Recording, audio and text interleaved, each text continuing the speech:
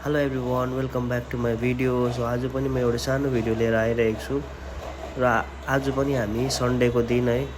आज हामी ड्युटी जानु आँटेको र हामीले यहाँ चाहिँ बुक गरिरहेको छु। म, मेरो भाइ अनि मेरो साथी छ। यहाँनिर चाहिँ अटो पर्खेको चाहिँ झन्डै 10-15 मिनट भइसक्यो। खै साथीले आउँदैछ मात्रै भन्दैछ।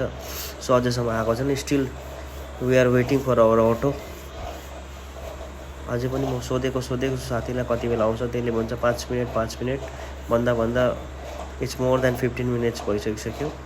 सो अटोको वेटिङमा छु। ड्युटी पनि ढिलो हुन आँटिसक्यो।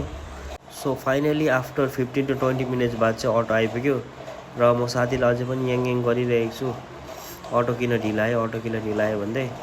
सो बल्ल अटो आइपुग्यो यहाँनिर र बल्ल अटो आइपुगेर हामी अटोमा अब चढेर अब ड्युटी जाँदैछु। अब ड्युटी जाँदाखेरि हेर्नुहोस् यस्तो मजाको बाटोहरू छ है। देख्दाखेरि कति रमाइलो देखिन्छ। आज चाहिँ किन खाली, अब सन्डे अभियसली खाली नै हुन्छ है।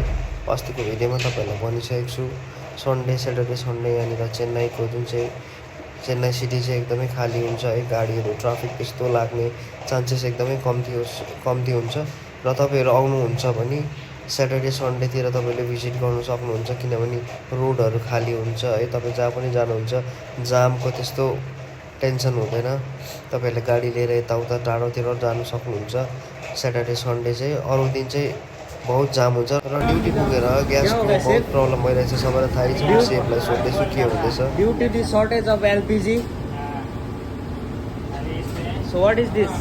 इंडक्शन। क्या है सिर्फ? आलू। ओके, सो आलू इंडक्शन में बन रहा है। गैस आ रहा है सिर्फ? गैस नहीं आ रहा है। एक गैस का कितना पड़ रहा है ब्लैक में? गैस का 7,000 ब्लैक में। हेरिहाल्नुहोस् है मौकाको फाइदा कस्तो उठाउँछ मान्छेहरूले है। अहिले सबैमा 1700मा पाउने, अहिले 8,000मा पनि पाएको छैन। 7,000 8,000 भनिरहेको छ ग्यासको दाम।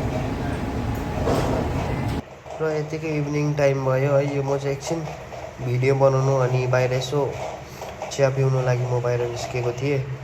हुनु त रेस्टुरेन्टभित्र पनि पाइन्छ, तर म भिडियोको लागि चाहिँ एकछिन बाहिर निस्केको थिएँ है। यताउता के कसो हुँदैछ तपाईँहरूको लागि यसो बाहिर निस्केर एउटा सानो भिडियो बनाएको।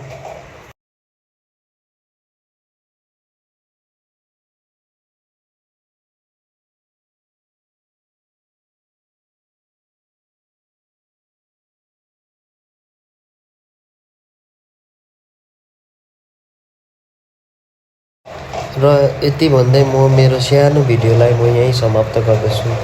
थ्याङ्क यू सबैजनालाई।